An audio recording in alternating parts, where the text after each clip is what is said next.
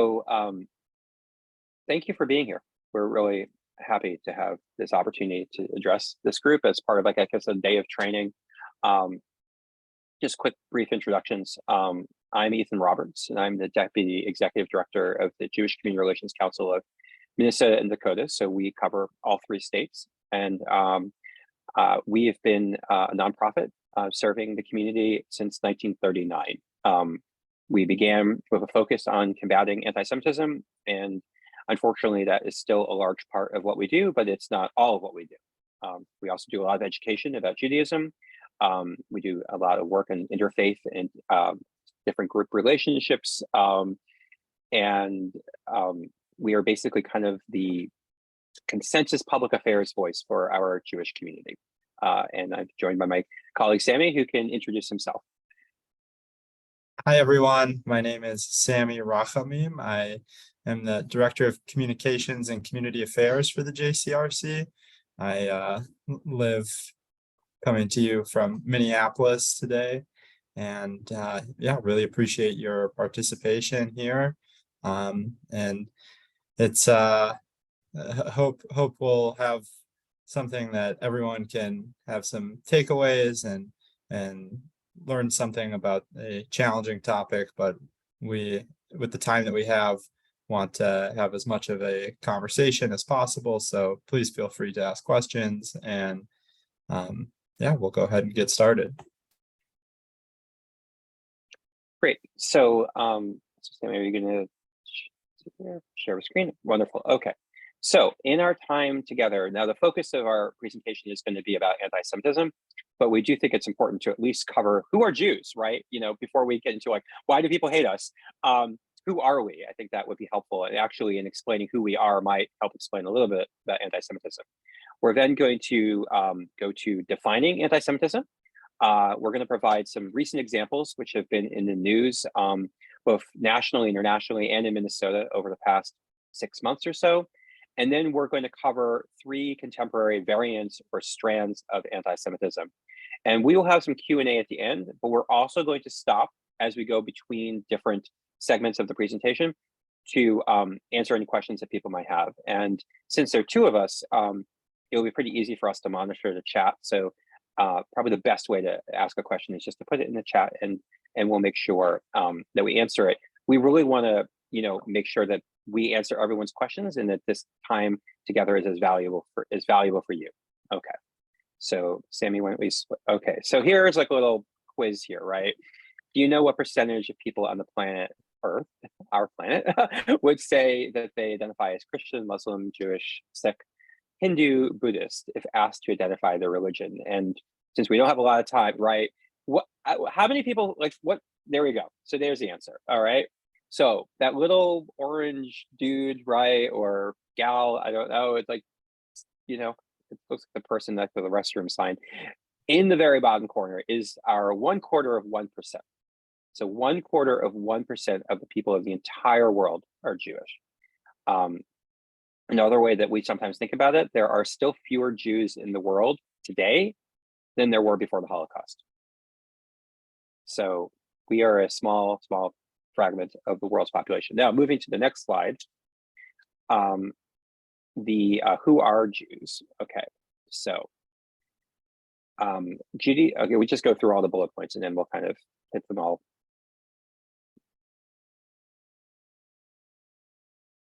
Above all, okay. So we are, one way that I think that we like to describe it at the JCRC, and when we talk about this, is that Judaism is the religion of the Jewish people, but that first and foremost, we are a people. So this means that many Jews practice Judaism, although it is practiced many different ways with many different levels of observance. But some Jews don't practice Judaism at all. Some Jews might identify as being agnostic or even atheists. We are certainly not all white. We are very much a multi-ethnic, multi-racial people. But what we do have in common is a sense of shared history, of being almost like a family or an extended family, and a nation, but not like a nation state. and this sometimes is just sort of difficulty of like language, that the word that like in Hebrew, right, mean nation doesn't really mean country that gives you a passport. So by no means are all Jews Israelis, right? There's the state of Israel, the government of Israel, Israeli citizens. But this idea of Am Yisrael, the nation or the people of Israel, that is kind of like a religious concept. And for those of you who are really familiar with the Bible, it's instructive that one of the first like known Jewish converts, okay, Ruth in the book of Ruth, and Ruth is going to be the the grandmother, I believe, of King David, and that's the line that Jesus comes from.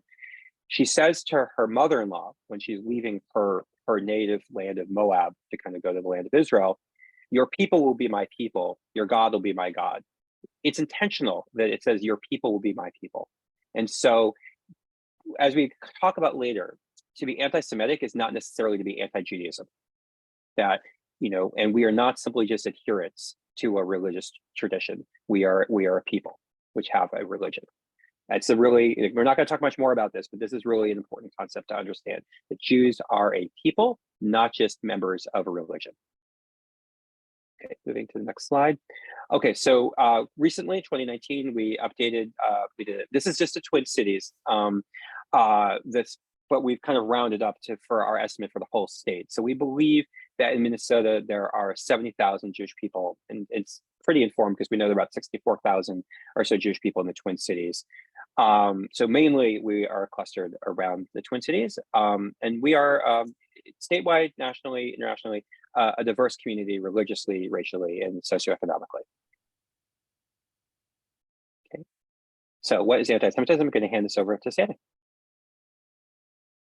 Thanks, Ethan. So next we'll talk on anti-Semitism, our main topic. And first, we think it's helpful to start with, just a definition that happy to read here. So we say anti-Semitism is a form of hatred, mistrust, and contempt for Jews based on a variety of stereotypes and myths, which often invoke the belief that Jews have extraordinary influence with which they can conspire to harm and control society.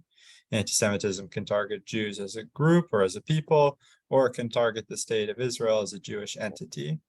So we'll see this definition illustrated in many examples here coming forward, but figure it's helpful to just put it out in a definition terms as well. Three key concepts that we'll also see illustrated. So first, we think it's helpful to think about anti-Semitism as a virus, right? We all know lots more about viruses in this day and age, but what do we know about them? That they spread from people to people, from society to society, that they mutate over time to adapt, to defeat the weakened immune systems of a given society. And we'll see examples of that. Two, anti-Semitism often manifests as a conspiracy theory. And thirdly, anti-Semites see themselves as the hero of their own story, where they are punching up at something more powerful versus punching down at a little guy. So we'll see examples of that as well. And then as long as we're making some distinctions here, we think it's helpful to talk about that not every instance of anti-Semitism is coming from the same place. Sometimes, like any bias, anti-Semitism can be expressed as a blind spot, something that, was a person is unaware or unintentionally making a comment that contributes to a harmful stereotype, bias as well, things that could be conscious or unconscious. And then there's a different level where something is expressed as outright bigotry. And so we think it's helpful to make these types of distinctions when we're calibrating what kind of a response we want to give when anti-Semitism appears. Another contrast here between, the difference between anti-Semitism and racism specifically. All types of bias have their own unique characteristics. And so we think it's helpful to point out that anti-Semitism and racism have some differences, have some similarities, differences as well. Racism often involves a clear power dynamic where a privileged group believes itself to be superior to another group, and it tries to retain advantages over them by emphasizing the perceived weaknesses of that group. On the other hand, anti-Semites tend to focus on conspiracies and power and influence, trying to make themselves feel smaller than a supposed bigger power. This can make anti-Semitism sometimes a little bit more challenging to identify, but both of these biases do reveal themselves as both bigotry and blind spots. And now here we'll show a couple of examples, 3 examples that we at the JCRC have been thinking about and dealing with locally. Okay, so the first example are flyers which have appeared not just in the Twin Cities, but really all across the United States on people's front lawns. And so this is, right, there you go. That's the very aggressive form of anti-Semitism. It's just extremely disturbing for people. And the people who have been distributing these flyers haven't really just been they're not really been targeting Jews. They've been targeting whole neighborhoods. So sometimes, it's a Jewish homeowner, but more often than not, it's actually not somebody who's Jewish. And what you see in these flyers are all 3 elements that we just talked about in play. So the conspiracy theory element is absolutely there. The virus element is there because it's different permutations. It's media, it's public policy of gun control, it's COVID, this pandemic. And it's this idea, right, of punching up, not punching down. It's like a warning. It's almost like these are being distributed to the broader community, like warning, right? The Jews are controlling the media. The Jews are responsible for gun control and taking away your constitutional rights. The Jews have created the COVID hoax. Why? So they could then control your lives through, vaccine mandates or masking mandates, or make money, of course, by manufacturing these vaccines and these treatments, which you don't really need because, again, COVID's a hoax. And the people who do this, by the way, are extremely smart and clever in the sense that they know exactly how far to go and no further in terms of crossing over into criminal conduct. So although we are very aware, local police are very aware, there isn't really an obvious crime here at all. It's just extremely disturbing, anti-Semitic, awful speech, which is likely protected by the First Amendment. So this is something that we've been dealing with quite a bit, and not just us, but everywhere in the country. And it really doesn't take a lot, right, to just print something off that you can find online. But one thing that makes it different is that a lot of this hate has been around for so long, but people had to go out and seek it. Like you had to go on that website, right? Go into that discussion board, get the Turner Diaries if you're like as old as I am or older, right? Here it's like it's on your front lawn. It's extremely aggressive. Okay, so let's go to the next example. So something that's been in the pop culture discourse here in the last couple of months, Kanye West, now known as Ye, the highly influential artist, record producer, fashion designer, has been in the media for some inflammatory, anti-Semitic, conspiratorial remarks. He had been making some claims about Jewish people and started on Twitter, Instagram, as well as with Fox News, Tucker Carlson. And he expressed a resistance to alleged Jewish influence, control, even used the phrase Jewish underground media mafia. And it gets back to this idea that Jews, as we say, just 0.02% of the world's population, are somehow controlling societies and systems. And then on the same week, basically, the NBA star Kyrie Irving tweeted a link to an anti-Semitic film that claims that Jews are imposters who stole the religious heritage of Black people and have engaged in a cover-up to prevent Black people from knowing their true identity. And these are both, examples of conspiracy theories, and they have potentially real-world consequences. And so Jews are not concerned about this, just because these are false narratives being spread about us, but because they can lead to threats and, in the worst case scenario, violence. And so this is a story from last week in the New York Times that the FBI issued a alert to all the synagogues in New Jersey that there had been some credible threats made. And so this is something that is increasingly having a very real impact on Jewish communities in the United States. Okay, and the last example we're going to cover, it comes from Minnesota, but it's something that happens, like, again, nationally, internationally. So this is a photograph, kind of a manipulation because of George Soros. Obviously, I mean, this is walk around with like strings coming from his hands. George Soros is a Hungarian-American investor, philanthropist, and also a Holocaust survivor who is known and in some circles infamous for funding progressive political and social causes, usually through grants which are made from his Open Society Foundation.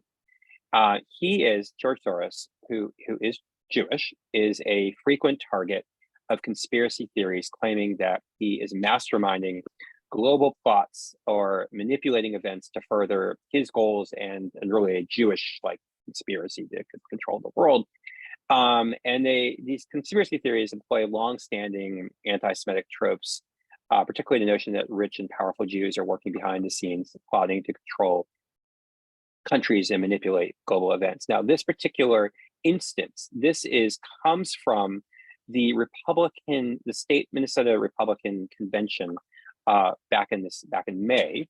And it was used, as it says here, a campaign video for Minnesota Secretary of State candidate Kim Crockett. And so attached to the strings is Steve Simon, who is our Secretary of State, and then Mark Elias, who is a lawyer who works on election law issues for Democrats. And so the idea here is that George Soros is manipulating our elections, manipulating two Jews, Steve Simon, who's Jewish, and Mark Elias, it feeds into this broader narrative that you can't trust our elections, you can't trust election officials, everything is rigged. It really isn't that unrelated to what happened on January 6th.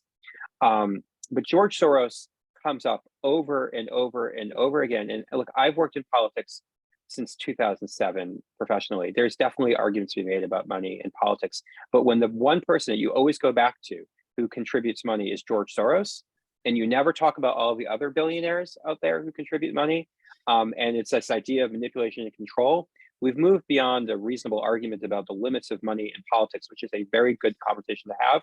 And you've entered the world of anti-Semitic conspiracy theories.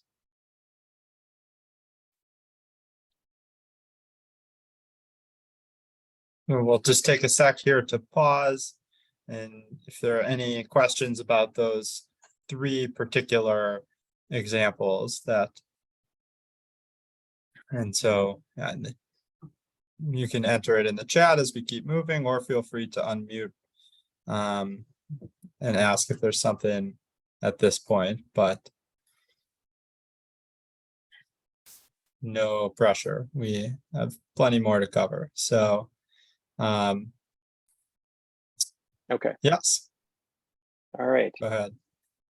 Okay, so moving on to the white nationalist variant. Okay, so everyone kind of recognizes or maybe remembers this really unsettling image, right? White nationalists, white supremacists carrying tiki torches, right, in Charlottesville, Virginia, in 2017. And they're chanting, among other things, Jews will not replace us. And if people remember kind of the backstory as to like why they were even there, let's remember that there was a statue that had been there, went up in 1920, during kind of the height of like a lot of KKK activity in Jim Crow in the United States, of Robert E. Lee, who was used by the KKK and other white supremacists as a symbol of white supremacy. And the people of Charlottesville had decided that they wanted to remove the statue because they no longer wanted to like elevate, a symbol of white supremacy. So if this is about Robert E. Lee and it's about America's like enduring original sin of slavery and white supremacy, why are they chanting Jews will not replace us? And in order to get to that, like answer that question, it's helpful, and Sammy, let's move on to the next slide, to understand kind of the thinking and research of Eric Ward. Now, Eric Ward, who is the executive director of the Western States Center and author of Skin in the Game, has a theory about this nexus between anti-Semitism and white supremacy that we find to be very persuasive. And again, he's an expert on not just this, but the relationship between authoritarian movements, hate, violence, and about how we can preserve an inclusive democracy. So he articulated in this article the ways in which anti-Semitism, the Skin in the Game article, forms the theoretical core that animates the white nationalist movement. And so to understand that, we're going to go to this image, right? And I think everyone, if you don't exactly remember what year it was or where it was, you understand what this is, right? This is looks like a color photos, right, from the 1960s, could be late 50s, of the Jim Crow South, of segregation, of actual legal segregation. Of course, there's still forms of segregation today, but this is like by law segregation. And we understand this story of overcoming segregation, legalized segregation, and the civil rights movement to be a story primarily about African Americans who, yes, had allies in the white community and yes, in the Jewish community. But it's a movement led by African Americans. It's the murder of African American civil rights activists and the beatings of civil rights activists who are largely African Americans, and it is a movement of self-liberation. That's how we understand the civil rights movement. But from the mind of a white supremacist, it is not possible that, as Sammy indicated earlier, if you think about how racism classically works, a superior dominant group and an inferior group, in the minds of a white supremacist, this is what Eric Ward teaches, you can't be defeated by a group that's weaker than you, a group that's inferior to you, a group that doesn't have your intelligence. It doesn't make sense. The superior white man cannot be defeated, right, by the inferior African American. So how do they understand this loss? Because it's totally a loss, right, in the sense at least of that the Civil Rights Act and the end of this kind of legalized discrimination. And this is where the conspiracy theory comes into play. And this is where anti-Semitism forms the core kind of the anti-Semite's mind, of the white nationalist mind. And it's that it was because Jews manipulated culture, right? The media, politics, entertainment, that they were able to, in conspiracy, conspiring, right, with African Americans, pass all this legislation, make all these changes that they hated. But for the Jews who were pulling those puppet strings, this doesn't happen. And that is why, if we go to the next slide, which is going to really fast forward to like just 4 years ago, and we just marked 4 years ago since the Tree of Life Synagogue, that, and Sammy will speak to this. This kind of like brings us together, this civil rights movement, and then what we're seeing right now. Yeah, so thank you, Ethan. This chant that is made in Charlottesville, Virginia, of Jews will not replace us. This is a reference to it's called the white genocide or great replacement conspiracy theory that relates to those themes of punching up. And here you had a white supremacist terrorist who believed he was defending his race and went and acted upon that by murdering 11 Jews who were praying in a synagogue on a Shabbat, Sabbath, Saturday morning. And here we can see the horrible logic that was used here. And so you see some references on the screen to HIAS, which is a Jewish organization that supports refugee resettlement. Originally, it was organized in the beginning of the 20th century to assist resettling Jewish refugees coming from Europe mostly, and now exists to support refugees coming from all different parts of the world, mostly people who are not Jewish. The synagogue had organized a national refugee Shabbat program to educate members of the congregation about refugee issues. And the attacker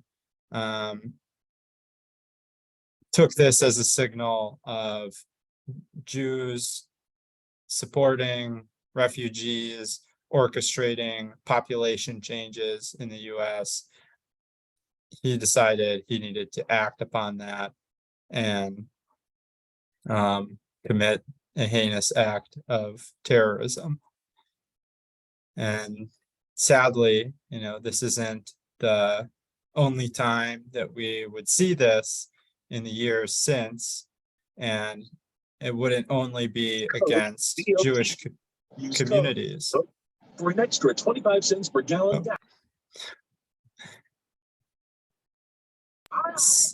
So I think we just want to make sure we're all on mute here, unless we're asking a question.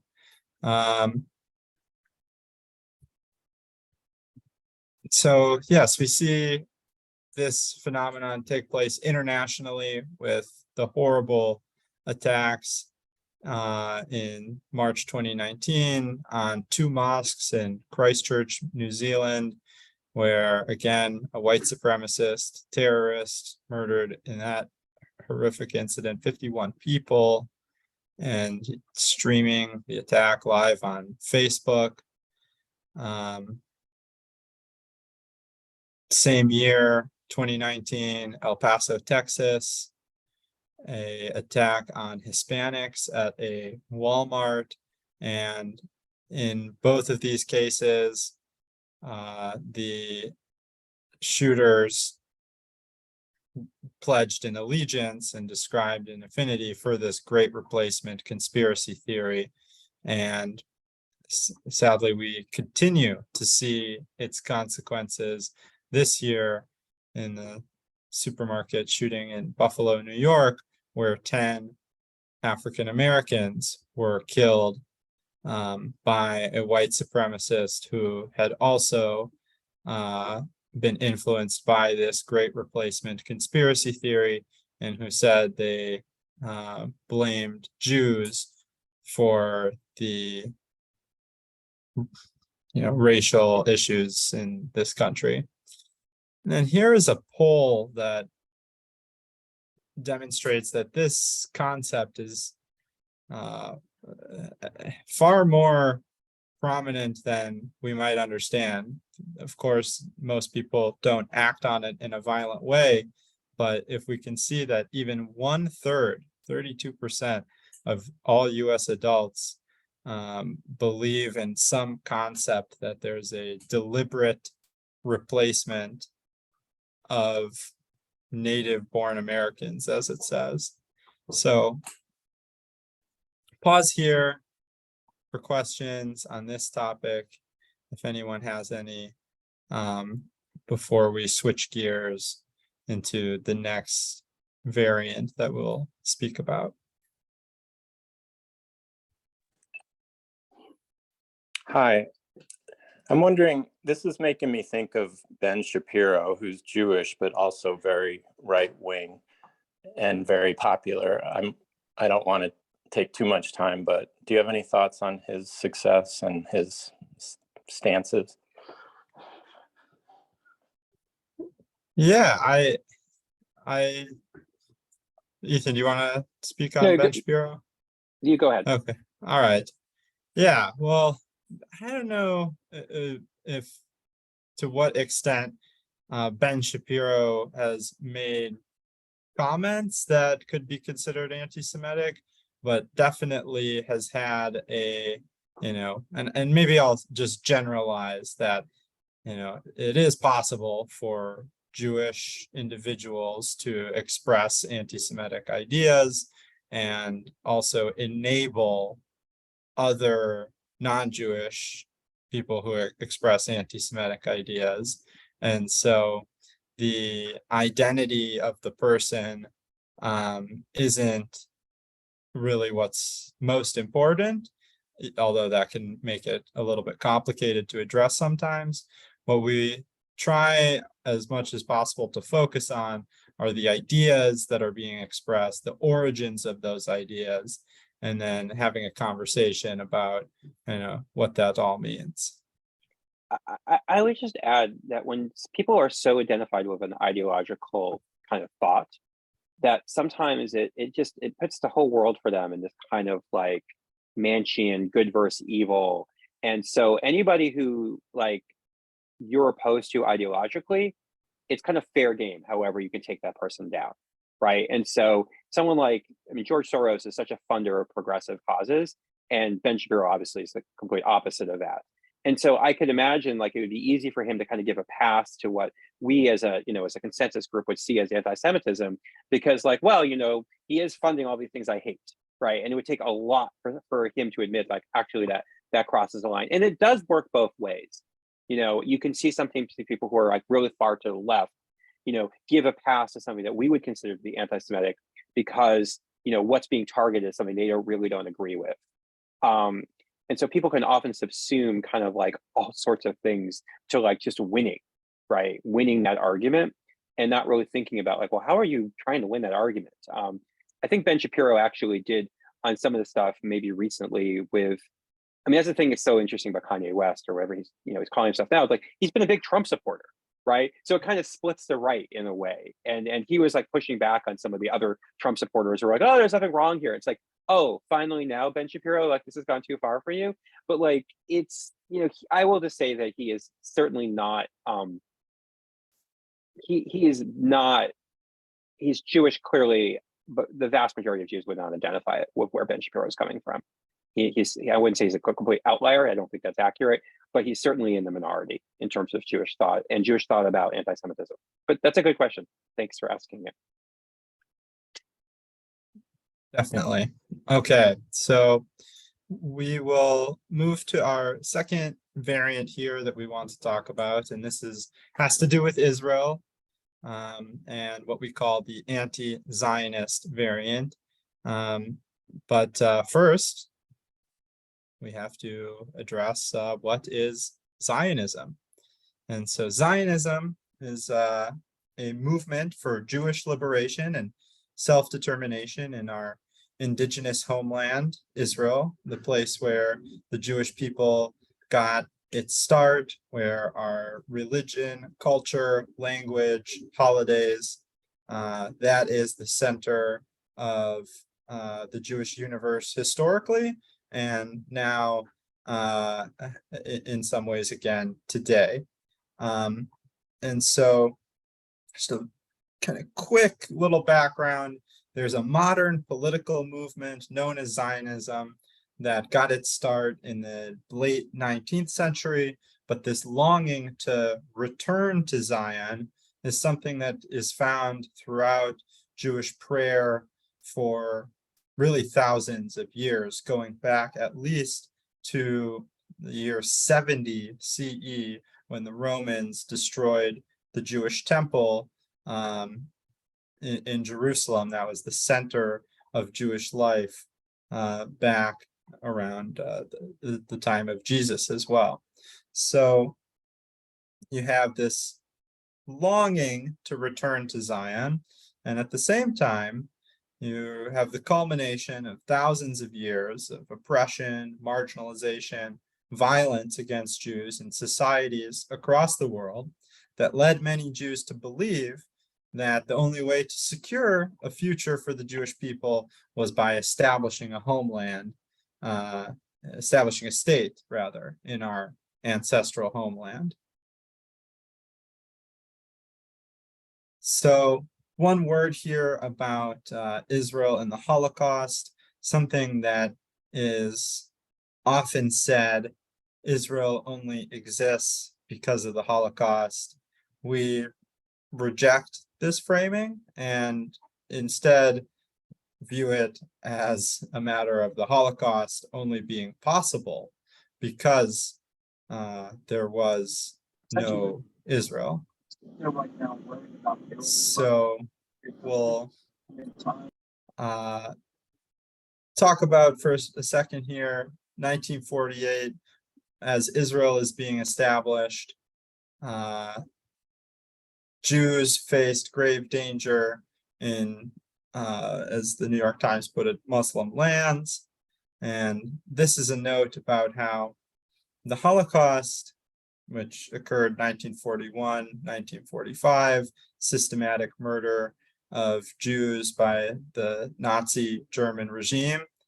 Israel came too late to be a refuge for Jews from the Holocaust, but it was not too late for the 800,000 Jews of the North Africa and Middle Eastern countries that were forced to leave their homes.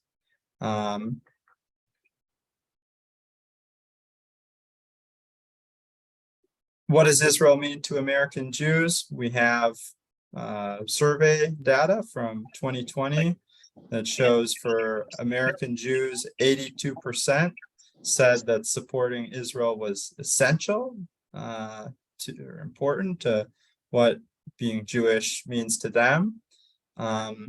Again, this term Zionism, it's a big tent that includes many diverse views about Israeli-Palestinian conflict. That's not really what this presentation is about. We have other presentations where we go and do a deep dive on the dual narratives that drive the Israeli-Palestinian conflict. You have basically two groups, Israelis, Palestinians, that each have a claim to a small strip of land and have not been able to resolve those differences all the way up until today. But the point here is that we look at this question, Israel having a right to exist or not. And again, among Jews, this question shows that there is a belief of anti-Semitism when it relates to that. Ethan, want to touch on this framing? Sure, and we are really zooming through this. And I just want to make sure that people understand that criticism of Israel's government, which we do actually at the JCRC from time to time. And if you went to our website, you would see a statement that we just posted in response to the elections in Israel and our concerns about the possible inclusion of extremists, of Jewish extremists into the government. So criticism of Israel's government is not anti-Semitic. Criticism of Israel's policies is not necessarily anti-Semitic. What we're talking about is the idea that Zionism, that this idea of, as we understand it to be, the self-liberation of the Jewish people in our ancestral homeland, that is illegitimate, that is a form of racism itself, right? Which is the UN infamously, there was a resolution back in the 70s on that, Zionism equals racism. Or more today, we see Zionism is, a form of settler colonialism. One thing that we really want to caution folks to do is to be careful about comparisons, about comparing something that we understand from maybe from our American experience, like what we've done to Native Americans in this country in terms of the genocide of Native Americans, or the fact that the United States is an example of settler colonialism. I mean, the 13 colonies, I'm from one of them, Massachusetts, okay? And trying to impose that framing on the conflict between Israelis and Palestinians. Let's just put it this simply. You could dig for as long as you possibly could dig for the rest of your life, and you would never find in the soil of Massachusetts, where I'm from, anything from 2,000 years ago about British people or anyone from Europe having lived there. We came over on ships, right? That's what the United States is. That's what that's what Australia is. It's what Canada is. When you dig into the earth in Israel, you will find coins with Hebrew on them.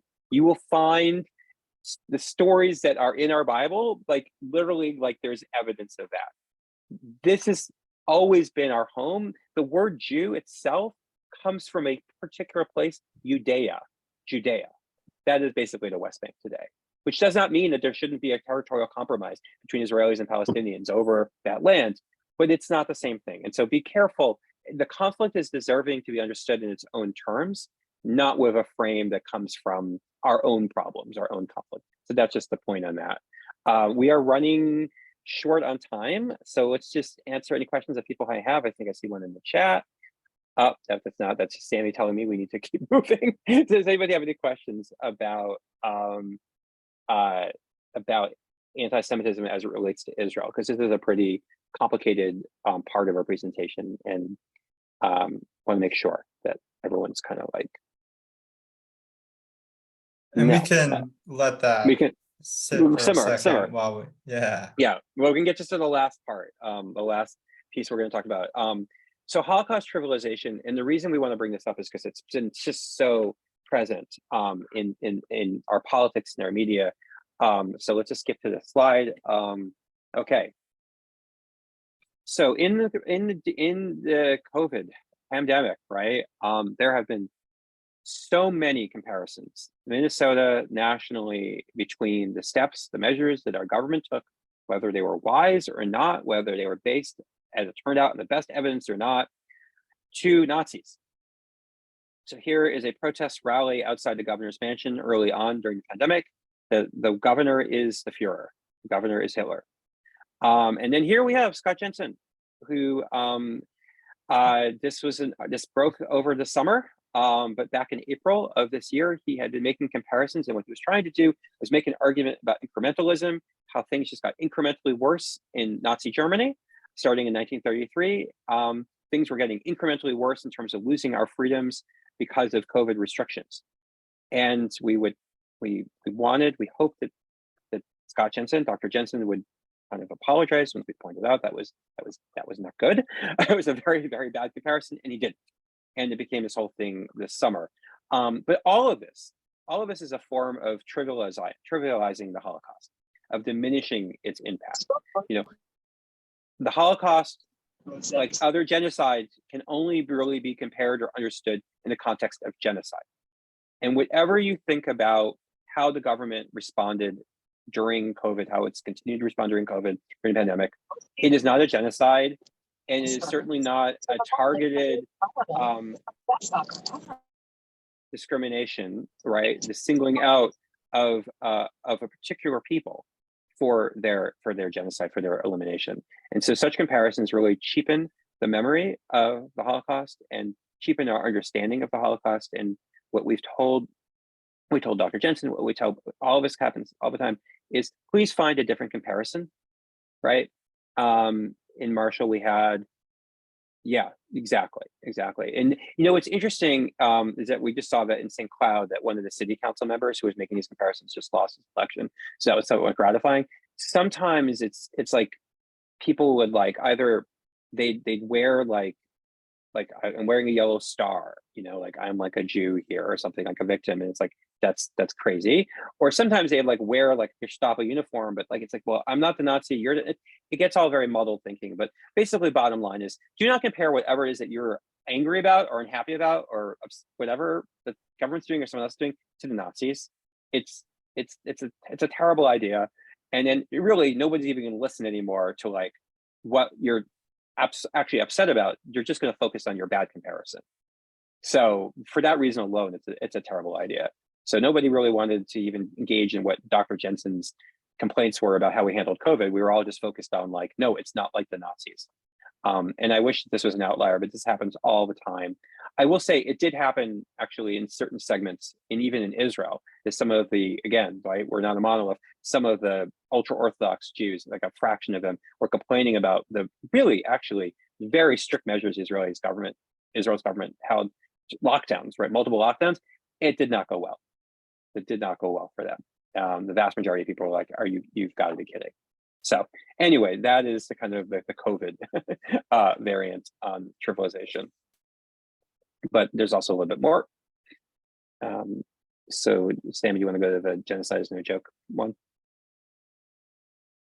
Yeah, so just Exactly.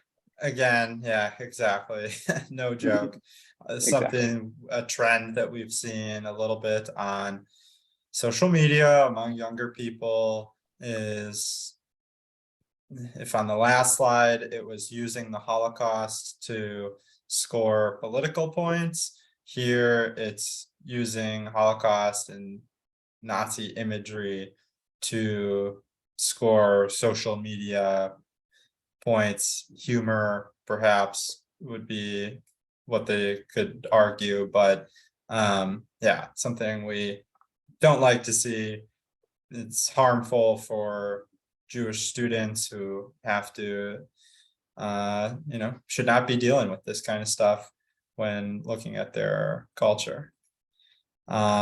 So that is it on this piece. We know that we're about out of time, so we just have these three kind of parting thoughts here on how to be an ally to the Jewish community. One, probably the most an easy thing to look out for is we have a lot of Jewish holidays. They don't line up with the Gregorian calendar, right? If you're a Christian in America, your holidays, Christmas, Easter, are national holidays, and the country, will kind of stop to revolve around those. As Jews, we do not have that privilege, and so we really appreciate it when especially large institutions like that are public serving, like schools, try to avoid scheduling major programs, things that are important for everyone to be able to attend. And part of being in an inclusive environment is looking out for those Jewish holidays and that. So second, back to this concept of bigotry versus a blind spot. It's not always possible to change a person's attitude, and in those cases, it's important to call out bigotry so that their followers know that what was said is not okay. But oftentimes, when someone expresses a bias that comes out as a stereotype, something along those lines, it may be worthwhile to try to call that person in to a conversation and see if it's possible to examine those, where is these ideas coming from, and how can we learn from this experience. And then third, we like to promote what we call a curious conversation, where it's about asking questions, trying to understand, where is a person coming from, what are their unique experiences that inform their identity, and find that very helpful in addressing differences. So with that, here are just a few links to maybe go a little bit deeper on some of these subjects. There's HeapCal, is the Jewish holiday calendar.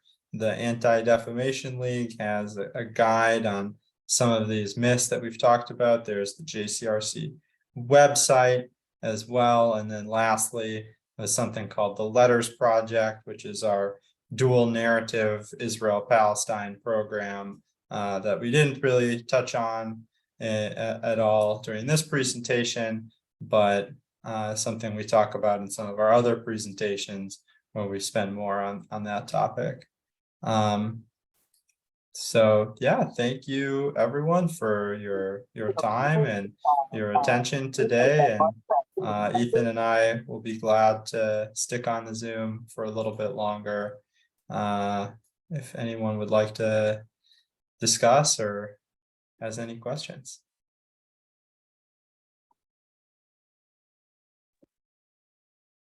Thank you, Thomas. Thank you so much for your time today. As they stated, they're totally willing to hang out on the Zoom, but if you need to go and unpack some of the things you've heard so far this morning, or take some mindful time to kind of process everything, or just feed yourself for the next hour, feel free. We will reconvene after lunch at 1 o'clock for our next presentations. I'm going to hang out here, however, so if you want to hang out with us, feel free. Sammy, we're getting a request to put links in the chat. Yeah, do that. I will do that for sure. Yeah.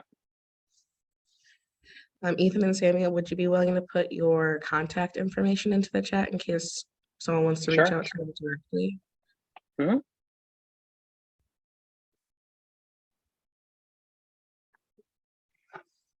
I would just like to thank you, and then say that if it's okay with you, I'd like to, copy these things. I have a student who's going to be doing her final senior research project on hate crimes. And so I wanted her to join, but it's a day off. So if I could share that with her, I'd appreciate that. Yeah.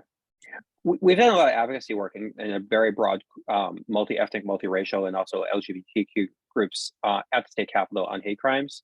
It's a very interesting topic. So I mean, we're constantly looking at ways that, and now that the DFL has complete control, I actually think that we might be able to move our bill that's been stuck for the past couple of years. But there's a lot of reporting that is not being done. And there's a real breakdown in trust between a lot of communities and law enforcement, which totally makes sense. And this is where the Department of Human Rights potentially could really be like an excellent resource.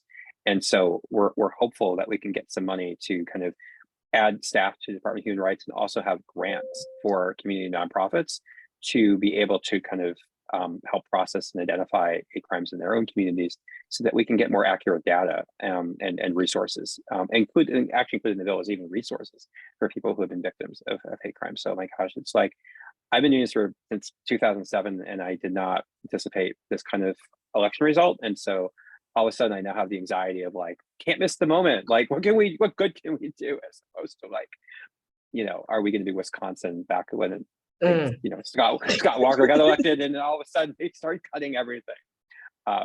So yeah, I'm if your student wants to reach out anything related to hate crimes, I'd be happy to connect them with the coalition, with others.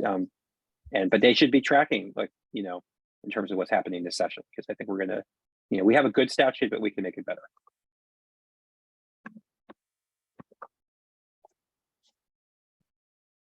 I have a question. It might be. Hi, Justin. Hi. It might fall into the category of stupid questions, but I don't think so. No stupid questions. No stupid questions. So Jews can be thought of Judaism is a religion. Jews, I think I've heard referred to as a race, as an ethnic group, as a culture. How should I think, like, what are your thoughts on that categorization of Jews? We're a people. and The that's its people. own thing. We're a people. So I mean, there are Jews who just like made Aliyah, immigrated to Ethiopia, from Ethiopia to Israel, that our board chair like accompanied them, and they looked exactly like all their Ethiopian neighbors, right? So that race category doesn't really work, right? That race idea was something that like kind of like Hitler and white supremacists sort of came up with. We definitely transcend race. I mean, Sammy, like, we had more time. I mean, explain a little bit about your family's background and kind of like, you know, it's very different than mine. Well, at least half of it's different than mine. Yeah. I'm a descendant of Iranian Persian Jews. My grandparents are from Iran. They immigrated to Israel in 1949. My dad immigrated then to Minnesota. That's how I got here. My mom's family is from Eastern Europe, and more traditional in terms of a US background. But yeah, Justin, it's a great question. And I think, you know, it's a challenge to apply our modern Western categories to a tradition that really was created outside of that context long ago in a faraway place. And so, you know, if you read Genesis and look at the origin story of the Jewish people, it starts as a family. It starts as one man, Abraham, and his wife, Sarah, who are called by God to challenge the status quo in a world that is filled with all sorts of human disappointment, idolatry, for example, and that is the story of Judaism, is to challenge the world to be better than it is, to be better than to be how it should be. And it started with just one man and his family and his descendants and their descendants, and then the 12 tribes of Israel, and so on and so forth. And so a family is kind of an interesting analogy for that too, because yes, on the one hand, you're born into a family. That's how I'm Jewish. That's how Ethan's Jewish, is that we were born to Jewish parents. But it's not the only way to be Jewish. You can also convert to Judaism, become a Jew by choice, similar to how, you know, someone who's adopted was not, you know, biologically born to those parents, but then becomes just as much as part of that family as you know, children with a biological connection. So Right. that's another analogy that, you know, it's not as encompassing as race, and maybe takes a little bit more to unpack, but I think actually fits really nicely. Well, thank you. I need to run to another meeting, but this has been very helpful, and thank you for your time. Yeah, Thanks, Justin. thank you. Appreciate the it. question.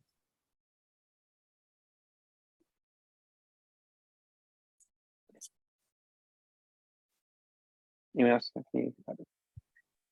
think Seth has a question. It looks like it. Yeah, when someone comes, like when you can see them, you're like, Yeah, no, right. There we go. Yeah. positioning themselves for a question. Go for it, Right. Seth. Yeah. All right. Hey, my name's Seth. I also am identifying as Jewish, born and raised, born to a Jewish mother.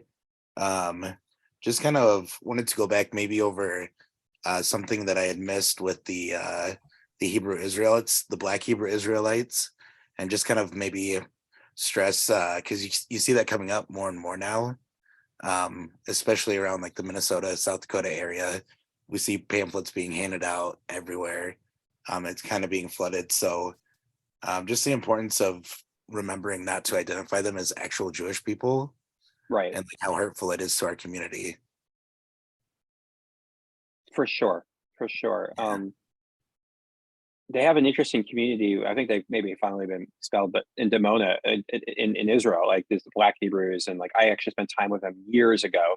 It's not Judaism. It's not the Jewish people. It's like it's its own thing. It's kind of a grift in a way. It's like it's kind of like what Kyrie Irving was getting at, which is this weird Khazar conspiracy theory, and Yeah, you're right. I mean, it's complete nonsense. But it is a diverse group too, and a Right. lot of it, is not based in hatred. It's based in kind of searching for some kind of a meaning and identity. And it's unfortunate when we see it, how it can creep into something that's more accusatory and creating conflict and misinformation. But Right. yeah, I see it blending in with like the celebrity community. Like Kodak Black has just announced that he's a Hebrew Israelite. And I think yeah, it's coming to surface that Kendrick Lamar might be a Black Hebrew Israelite as well. And like these people who have the power and those kinds of communities are making comments like Kanye West and Ice Cube about the Jewish community. And it's weird for me to look at it, because being part of both communities, you can see the underlying, like I guess you call it like a Jews for Jesus kind of status of the Hebrew Israelites. Right. And then that itself, Jews for Jesus, how hurtful that is to the community. So I don't know. I just kind of like to raise more concern about what's actually happening in the community of the Black Hebrew Israelites, when it's just coming to light too that places like Nigeria, they've actually traced lineage back to the 12 tribes of Israel, and they're accepting people from Nigeria who are making Aliyah now to Israel. But yeah, I don't know, it's just kind of concerning, especially with what had just happened with what Kanye said. And then I don't know if you guys had seen the people sitting on the bridge in California who were Yeah. hailing Hitler and praising Hitler and all of this nonsense. The rhetoric, I think that it was like the same Goyim Defense League that we saw in the flyers was from the LA thing. yeah, Um, but yeah, I mean, I wish Justin was still here, but I mean, I get he had to go. I mean, it's so complicated because I was at this conference in Chicago of 1,300 Jewish leaders, and the CEO of the Jewish community in Los Angeles, which is the most probably racially, ethnically, religiously diverse Jewish community in the United States. I mean, it's like majority is like not white, and so often how like Jews from my tradition, like this Ashkenazi tradition, talk about religiosity is through an Ashkenazi lens. So like we would be like, oh, well, you're not really observant because you're not going to synagogue on like Friday night. And a family that comes from like a Mizrahi or Sephardic background, like Sammy's like, what do you mean? Like I go to my mother's every Shabbat and we light the candles and we have challah or whatever we have, right? And we have Shabbat dinner. And it's a different, not better, not worse. It's just different form of religiosity and observance. And so yeah, we really are kind of like there's so many different permutations of what it is to be Jewish. But I think that what connects us all is this sense of being part of a people, right? We look different, have different traditions, different backgrounds, different languages. I mean, one of the things that's been so fascinating about the show, The Beauty Queen of Jerusalem, if people have seen that on Netflix, but like this is a show that's like set originally in Jerusalem in the 1920s, where the established Jews were Jews who had been there from Spain, right, for generations. And what they mix in with their Hebrew is Ladino, which is the Spanish Hebrew language, right? And some of those Spanish traditions. And the Jews that they're looking down on are the Ashkenazi immigrants from Europe, who are just coming more recently. And it's just like but they all recognize each other being part of the Jewish people, even if they can't stand each other. Like they're all kind of connected to each other. And even the Jews who who never go to synagogue, who who say, I don't even know if I believe in God or I don't believe in God, they're still kind of part of the people. And Judaism is the way that Jews try to explain ourselves to non-Jews. Like, we're just like you, we're a religion, we're an ism, this is our ism. And it's not Jewish. It's not inherently Jewish to reduce ourselves to being a religion. But that's the thing. It's like this, it's the same thing as the settler colonial frame of Israel. It's like you're taking something because that's how we try to understand the world. Like, oh, it's like this. But it's not really like this. I've tried to explain to people, like, being Muslim and being critical of Saudi Arabia or feeling like that you hate them is not the same thing, because the connection, I mean, first of all, just so far fewer of us as Jews that we have to the people who live in Israel is just different, right? We're not just co-religionists, right? It's like my second cousin, or my third cousin. It's harder, right? When it's like your family, and it's also closer. So I think everything just needs to be understood in its own terms. I think that's the lesson there. Oh, Joyce, you have a question. I have two. I have one deeper and one just really quick question. So we'll go with the quick one. Yeah. And this is me being brave and just asking like a really weird question, right? Tell me, why does the word Jews feel like a slur Oh, it's a great question. in It's like the America? word You know what I mean? Like the way that word typically, it feels the Jews same way is as like not. blacks, you know? Jews is not. Jew is. That's the weird thing, right? Okay. If we're talking about Jews, it's generally not a slur, but Mhm. somehow the way that Jew is used or even said, Right? Like I felt it when you said it. I was like, no. It's all like connotation or kind of how it's been used. Like Jew is often just used in such a pejorative way, like to Jew someone down, or what are you, a Jew, right? It's crazy though, right? I mean, because like if I, and so then people are like, "Oh, I'm Jewish," like I would define it's like, "Oh, I'm Jewish," right? How often do Jews say, "I'm a Jew," right? As was saying, "I'm Jewish." And how on earth would you explain this to someone who's not a native English speaker, right? Because it's the subtlety of that difference. Yes. So it's not. It is a very keen observation. No, I would say it should not be It shouldn't be. considered. Right. It depends on how it's said, for sure. Right. But if speaking about myself, like I should be able to say, without thinking twice, I am a Jew. I'm a proud Jew. Right. It feels wrong, right? Like it's just like, Right. saying I'm like black versus blacks. It's that just one letter, but it feels so different. Where it now feels like a slur. But it's the opposite, right? So blacks is blacks like is the bad. pejorative, right? Yes. Because it's the blacks' fault, Yes, right? and Or you feel it when you the say it. You're like, right, right, and I think it really is just like we have this understanding of how these words have been used by our enemies, by people who hate us, and then we kind of like, internalize. And Seth, stop raising your hand. Just speak. Come on. This is like yeah, we're good now. right? Joyce, like You're Joyce, Jewish, man. Like you don't need to be polite. We just I know. But that's the thing. It's the intercultural thing. My mom says just do it. My grandma says don't. be polite. But like Joyce, I was gonna say, Joyce, it's like when people say like you people. Right. Like it's just like exactly, or those it's a people, dog whistle. you can tell. Explain that to someone. It's like when you're trying to correct that action, what do you say? Because it's like, so with the Jew versus Jews, how do I correct that? Because I know it's wrong, but I don't really know how to explain to someone why that's wrong, because technically, language-wise, they're not wrong. Right. I feel like there's lots of people who try to explain, like, I feel like there's lots of people who like will shorthand it and try to explain and say, oh, they're Jew. They don't say they're Jewish or they believe in Judaism, but like it's just that remembering, the ism of it, like stated earlier, it is an ism, like it's a way of life. It's not just a religion. It's who you are. It's what you look like. It's what you identify as. So just like remembering to be inclusive with the ism part of it, and remembering that it's a people as a whole and not just a religion. Makes sense. I wish our Holocaust educator colleagues were honest, because like, I mean, the whole German Nazi thing was like Jude, right? Like just making like, like that on Kristallnacht, which we just commemorated 2 days ago, that's what was painted on the walls or windows of Jewish owned businesses. Jew. Yep. Right. That's just what it means in German. And Jude, right? It just means Jew. But yeah, language is just so like tricky, how a word, like the denotation of it, right, means one thing, but the connotation of that is completely different. And I'm not going to use the one that's racially charged, but I'll use the other one, which is goyim, right?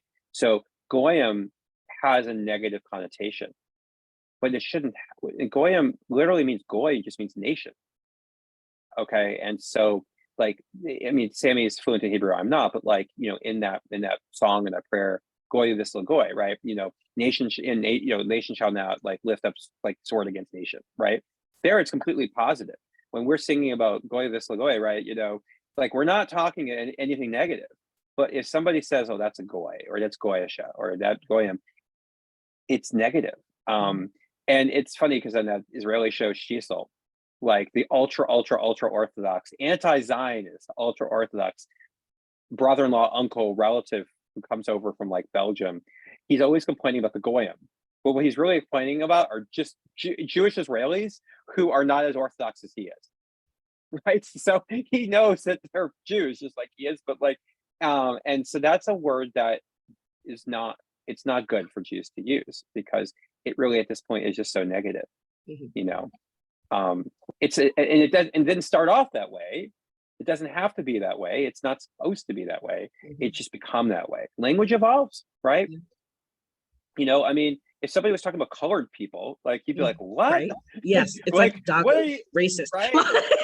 Just because you use that word. And even Sammy, like I think you noted that New York Times article, just the way you spell. I mean, remember, Muslim, Moslem, was an improvement over Mohammedan, right? Because Mohammedan, if you read like Mark Twain, and he's, you know, in The Innocents Abroad, which I read a million years ago in college, where Mark Twain goes on this crazy adventure around the world, and it's like, you know, late 19th century thinking, right? So the Mohammedans, but why were they Mohammedans?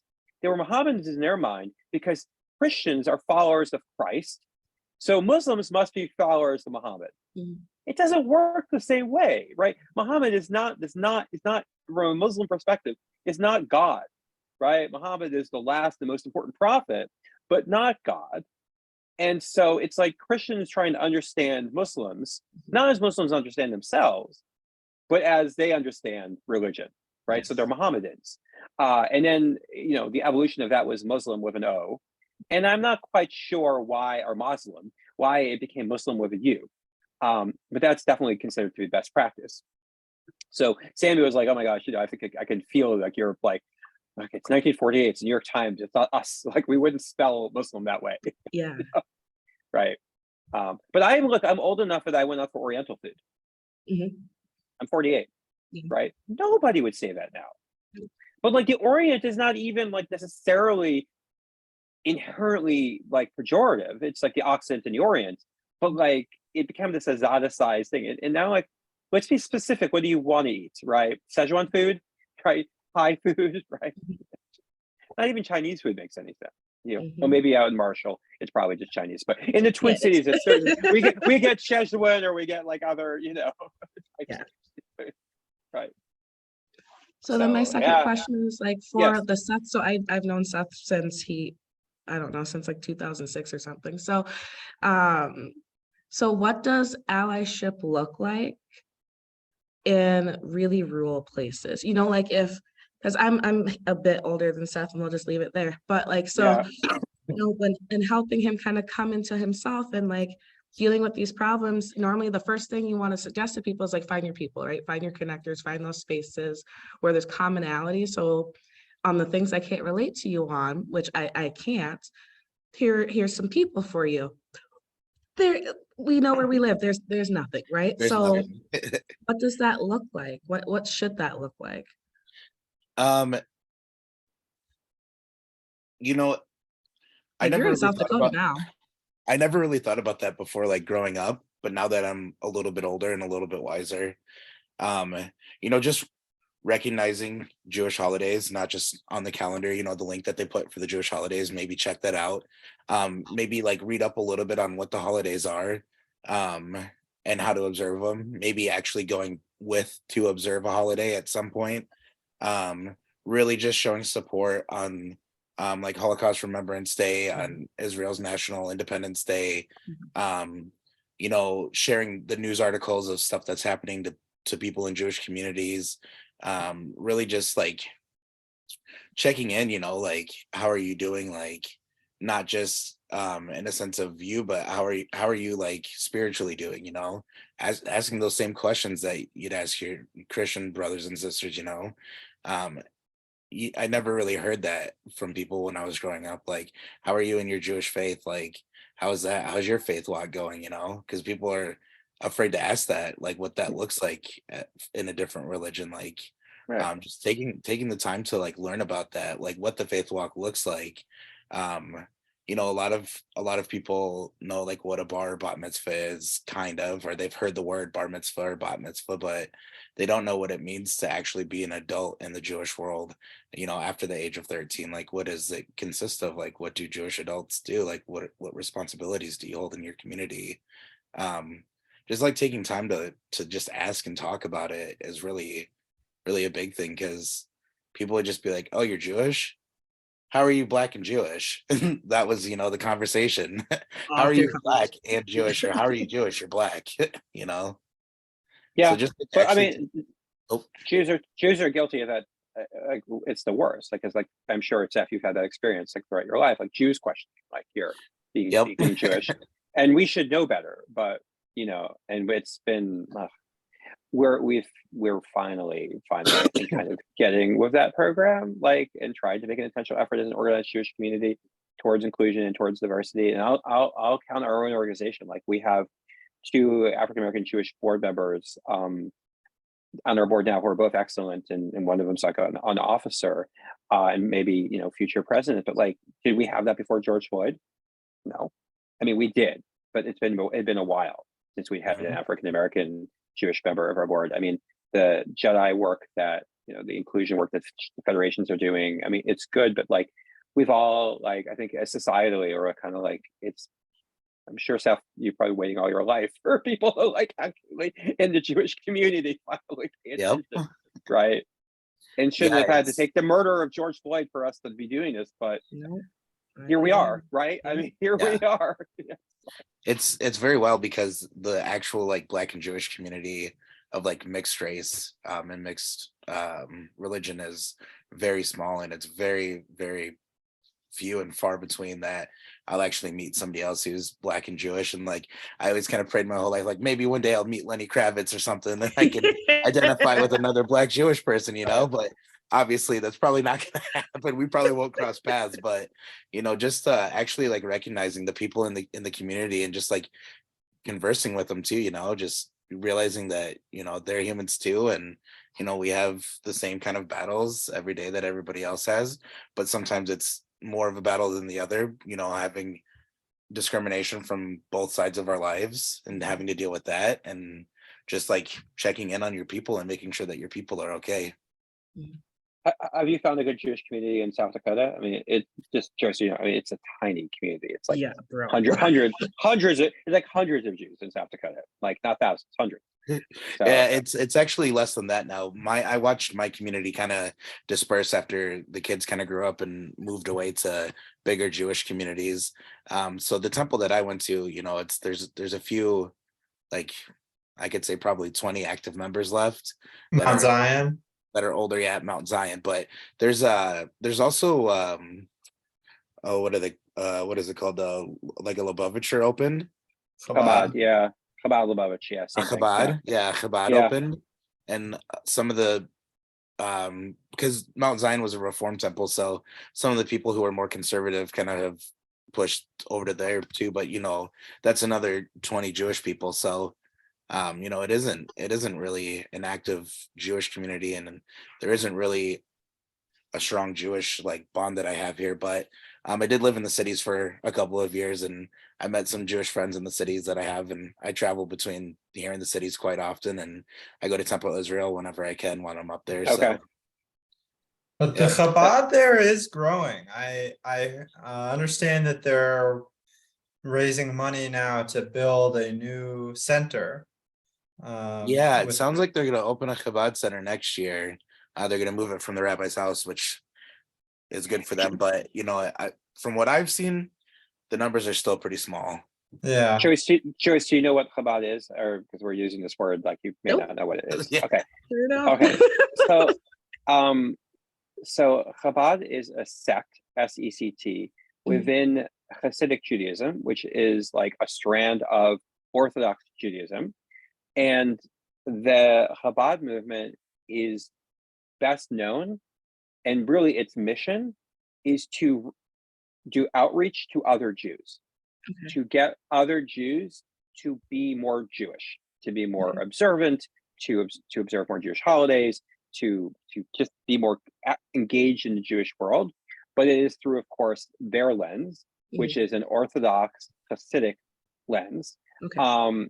And they are a very successful movement because they emphasize a lot of joy, and they emphasize a lot of, and they are, at least in the surface, not very judgmental. Okay. And so they understand that, like, lots of the people that will be in their rabbi's home, I mean, that's the point.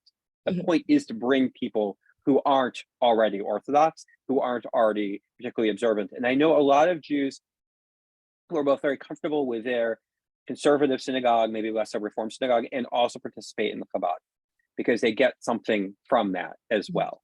I mean, the craziest parties I've ever been to, like when I lived in Israel, were Chabad parties.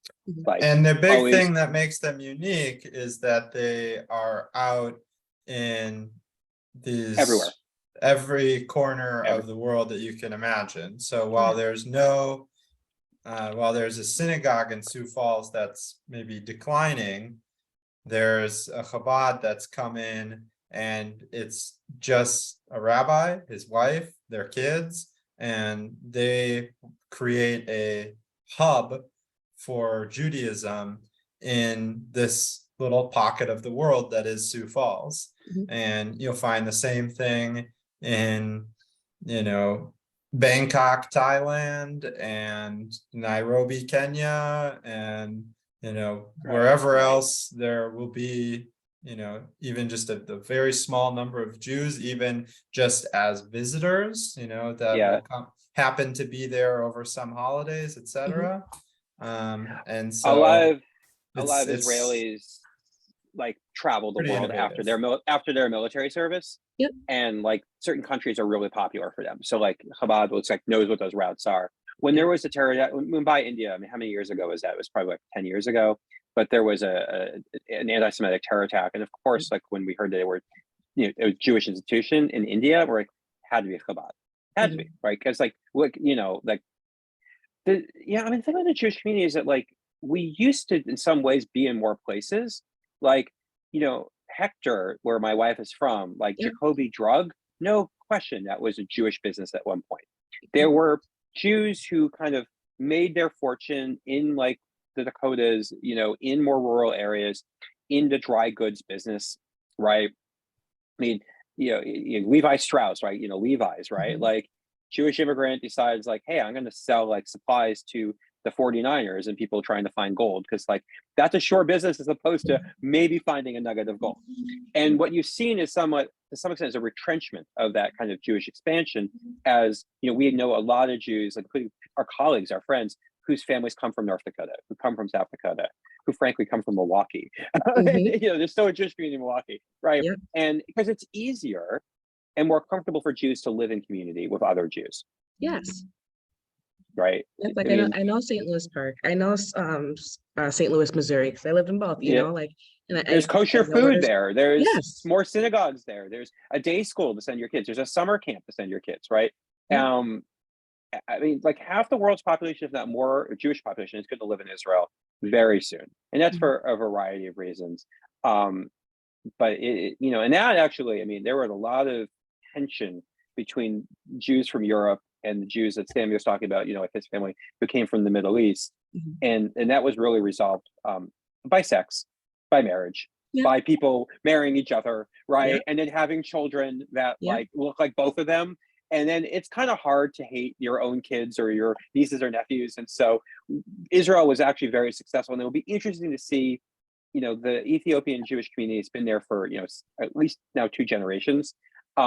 Will that be the same story, or will that be a community that's still kind of more apart? Is really the best way to overcome these kinds of, you know, divisions, is just to, they're your family. And then, you know, it's not so scary. And then you get the best of both. And it is a broadly held understanding among Jews from my part of the world that the best Jewish food comes from the food from Sammy's father's part of the world. Anyway, so yes, I'd much prefer to eat at a dinner in Israel with food that comes from Yemen or Iraq or Morocco than food that came from Eastern Europe. It's just, I mean, there's some couple good things from Eastern Europe, but for the most part, the best food, you know, comes from the Middle East. So, I hope this was helpful. I mean, Yeah, and I that think so. people And got that answered all something my out of it. questions. We always get a little bit, nervous when we do a presentation that involves Zionism, but like, we really do think it's important to try to kind of flesh it out. And we always have that caveat that certainly, I mean, we are concerned about this government for sure, and there will be plenty of very fair criticism. Mhm. But this idea that Israel is the same as like, I don't know, Australia or New Zealand or frankly the United States or Canada, it doesn't make any sense to us as Jews. And moreover, nobody's talking about dismantling of the United States or Canada or Australia or New Zealand, which are true settler colonialist projects. Yeah. But why Israel then? Yeah. So yeah, okay. Well, we've said if there's any follow-up we can do or anything else Yes. that's helpful to either of you, please let us know. But this was an honor to be part of this. Yes, I Sammy, will do be you have any- reaching out to you with just some demographic information just for your Sure. records for your presentation. And then Great. I already know that there's probably going to be a reach out from the college to you for a presentation. And so kind Wonderful. of getting you Wonderful. connected that way. Yeah. And then And Seth is at and- SDSU, and I'm sure there'll be some sort of reach out from South Okay. Dakota State. And we're happy to do it in person. Perfect. Either it's and we take very seriously the Dakota part of our organization. So we were just, I mean, we were just in North Dakota with Nick Winton in a program that we also did in St. Louis Park. So Okay. we bring our speakers to both. Perfect. Okay. All right. Thanks Well, so much, thank you everyone. again. Okay. All right.